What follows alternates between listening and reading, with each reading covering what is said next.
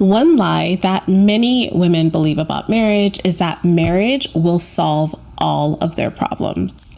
We go into marriage oftentimes just thinking that this is like that final check on our success list in life. It's the one thing that we hope and dream about. And when it happens, it's like the biggest exhale. And we think that because of this missing piece, our lives are now going to be perfect. Everything is going to be great now that we're married. And all of the problems that we have personally within ourselves will just disappear now that we have the thing that we've always wanted. We may even think that the things that we have as issues are linked directly to the fact that we're single, that we're not married. But that is a lie. While marriage is a wonderful space for support and companionship, marriage will not release you from any emotional baggage or burdens that you've already had in your life. As a matter of fact, it will highlight them. You will be shown a mirror. You will be shown another person who is walking through life with you that will bring up things inside of yourself that you didn't even know were there. But the things that were there may even get bigger. So it's important to remember that marriage is a partnership, but we are responsible individually for the things that we carry. And it's necessary that you know what you're going into when you're married in terms of yourself, your issues, and the things that you are working on, so that your partner doesn't have this unfair expectation put on him to solve these personal problems for you. Most of them are probably very deep-seated and have been with you for a very long time, and that marriage is not going to solve it. For example, if you struggle with low self-esteem, or you struggle with anxiety, or you struggle with your body image, marriage is going to expose those things, my dear. It's not going to solve those things. Your husband telling you you're beautiful, and your husband telling you not to worry and telling you those things isn't going to stop it from happening unless you have had the help from a therapist, from the Lord Jesus, from your personal practices and exercising and eating clean and doing the things that will help your mind and help your body, versus thinking that just having this man will make it all go away. Some people even think that bad habits they have will disappear once they're married. So before getting married, work on yourself and your personal self-growth. What this means is having honest, deep conversations with yourself through journaling, through prayer, through having a trusted friend sort of bring up things that maybe you could work on, and just the things that you know trigger you, bother you, make you feel unsettled, the things that you experience and it makes you want to drink, it makes you want to smoke, it makes you want to go call that guy. It makes you want to hide. It makes you not want to do what you have to do. Like those things, as they start showing up in you, you are addressing them one by one and getting through that journey. You'll have a partner who will be with you and support you through that journey. And that's such a blessing. But the burden is on you, but really with God. The burden is on God with you if you release your cares and you cast them upon the Lord to be able to make that healing work manifest in you. But it's not your husband's job. It's not his role. And if you assign that to him, it can lead to disappointment, frustration, resentment, and ultimately, it is unfair. The second lie that women believe about marriage is that my partner will change after we get married. Many women will marry men who they feel are okay, but could be better, which we should all be getting better. But it's not your job to make him better by singling out the things that are wrong with him and hoping that he will change those things as you bring them up. A wise woman builds her home. A wise woman does not tear her own home down by her destructive behavior, by her destructive words. If you're a woman who is getting married, remember that your husband is who he is, and your role is to accept him as that man. You can guide him into being better, and that will mostly be done by him watching you and him watching how you move and what you do and being influenced by that, along with your prayer and just your goodness towards him. But expecting the things that you see in him as flaws to change because you get married is false thinking. and it will lead to disappointment. People don't change their core characteristics just because they get married. And men definitely are not going to just magically change and just hope to be this better person for you because they're married. If it's for a goal, perhaps, or if something is brought to the surface, perhaps, but not just because they want to just continue improving themselves. That's not something most men necessarily think about. This happens a lot when people will marry a man who maybe isn't eating so well and maybe he's overweight, but they're like, okay, I'll deal with this. But when we get married, he's going to get whipped into shape. Like they'll try to whip him into shape even before the wedding, right? And this man is like stressed, and yes, it's for his health and it's a good thing, but ultimately you are trying to force that change. It can also happen with things like religious backgrounds. If you marry a man from a different religious background than you, thinking that, when we get married, I'm sure he's going to change. Like he's going to go to church with me and this is going to all happen so beautifully. And that does not usually happen, which causes so many issues. So thinking about those things and realizing you need to be okay marrying this man exactly how he is and him never changing. That is what you have to be on board with when you get married. The problem is that many people believe that their husbands need to change for them. And if they don't change, it's because they don't love them enough. They don't respect them enough. They don't want to be better. And that's not true. And that's not fair. People don't always change for another person. Ultimately, when real change happens, it's an internal conviction and it's an internal reason.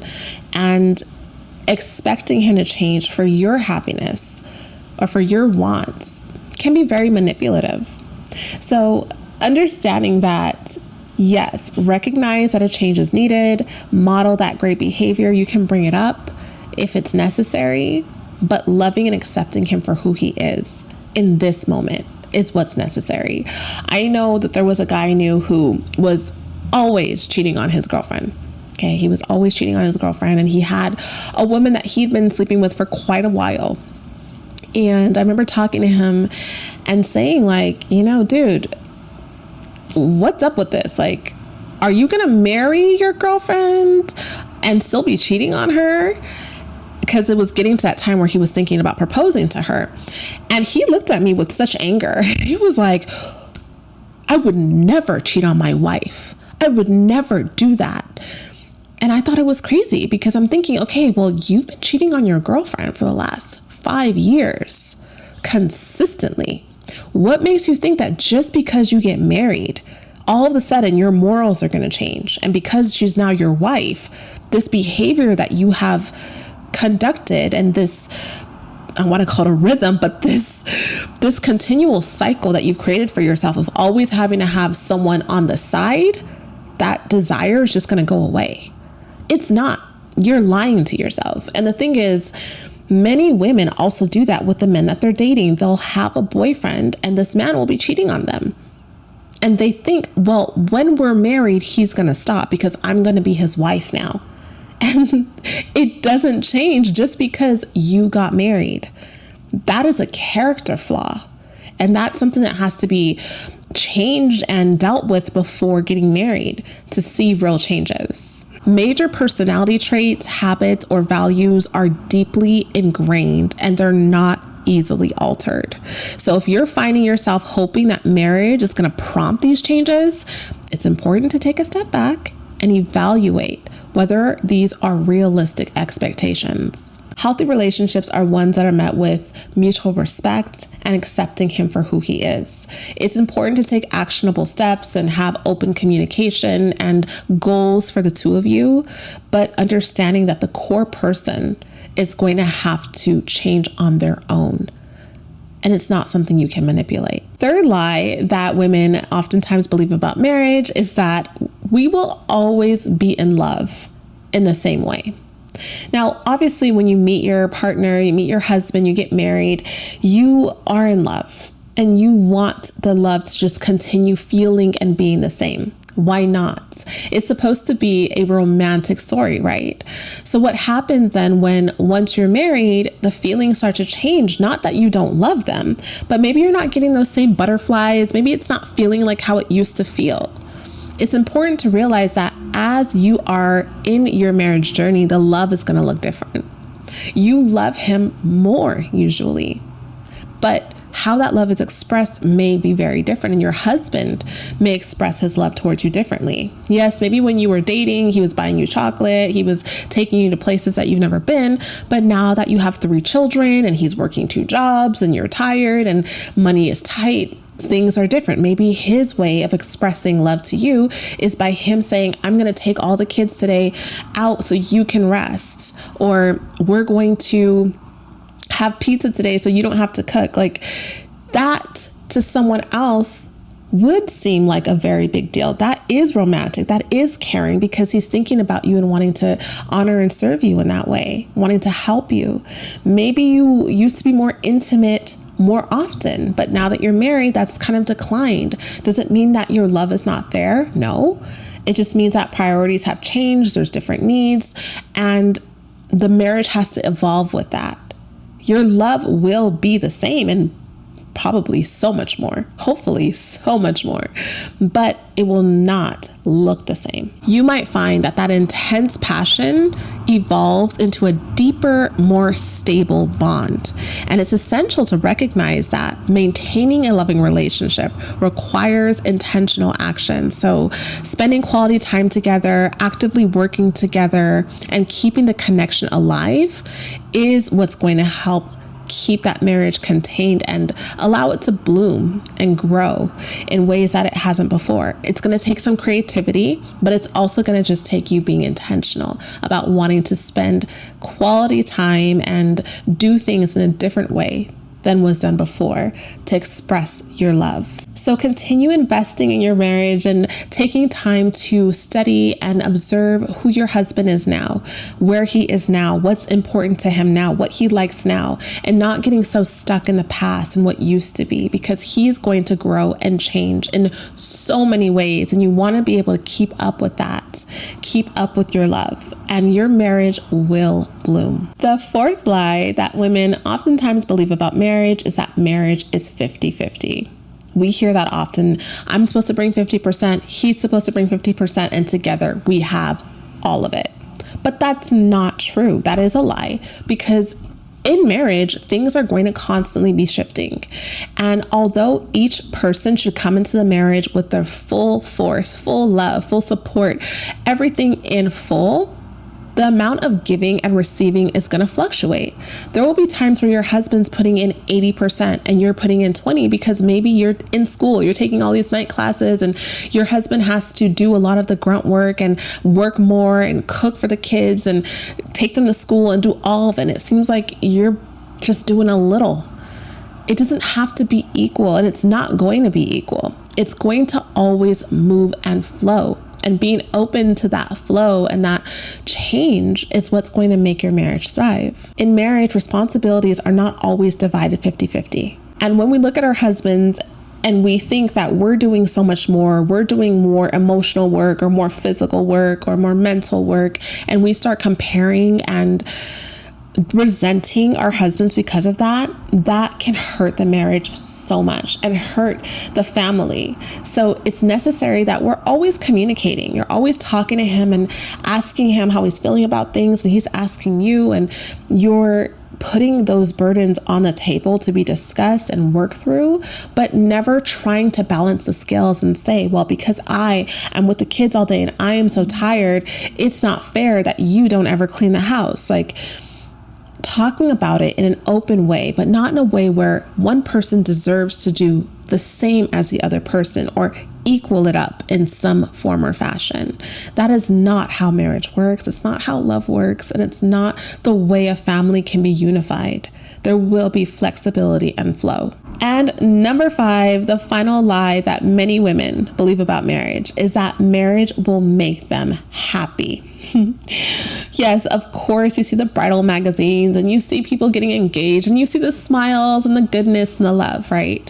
And we think that because we are married, we are now going to be happy. The marriage itself is what's going to bring us happiness. I know I've talked about a friend of mine that I told you was like miserable because she's been dating forever and ever. And she's in her mid-30s and she's like, I'm going to go date this one guy that we all know she does not like. She is not interested in him, but she was willing to use him to get married so that she could just say she's married. And she always says, like, well, if I marry him, then I'll be happy.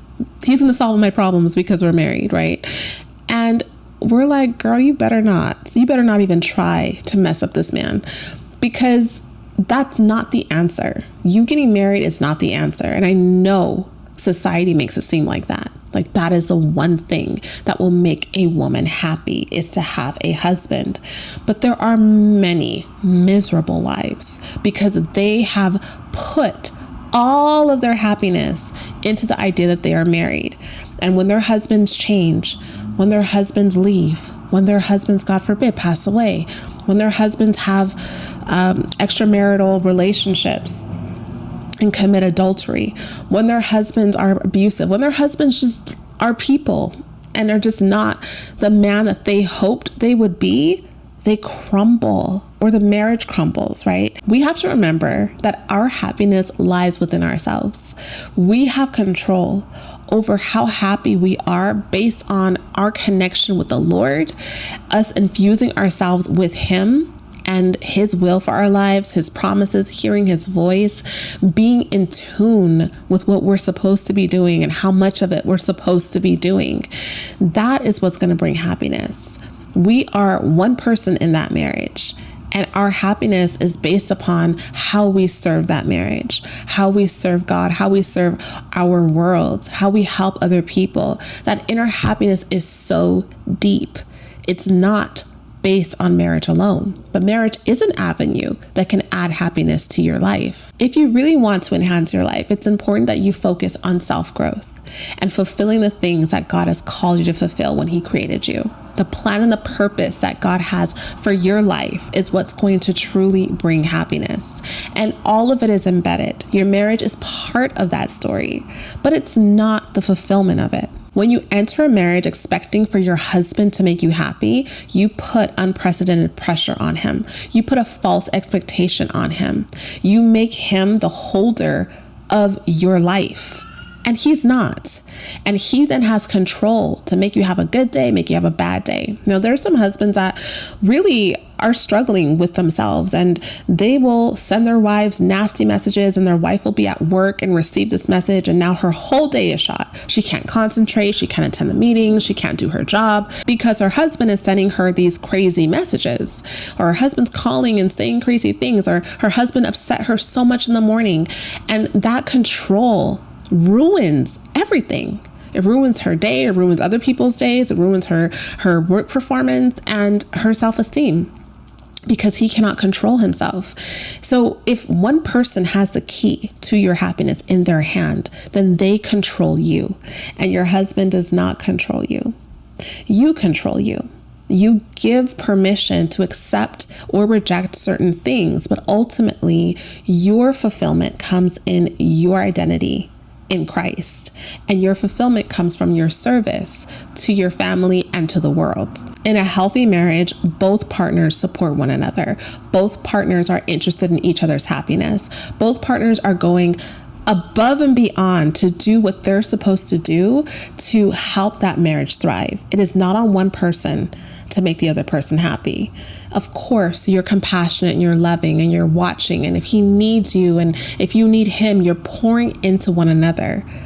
But it's not your job to make him happy, and it is not his job to make you happy.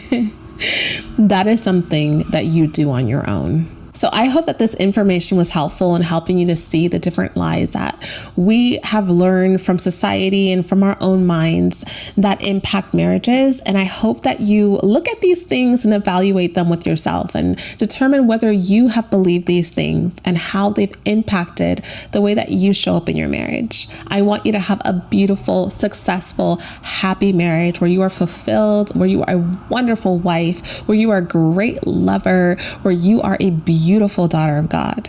I want you to have success in all that you do. And you can do that by reflecting, praying on these things, and asking the Lord to open up those areas in your heart that you need healing in, that you need revelation in, for the truth to shine through so that you can have the life that God has created for you. I thank you so much for being here and taking this in. If you love this kind of content, then meet me at my podcast, The Dr. Daf Show, where we talk about issues just like this on marriage, on femininity, on God, and will hopefully help to make your relationships bloom. Until next time, my loves, remember that in all things you do, make a feminine impression.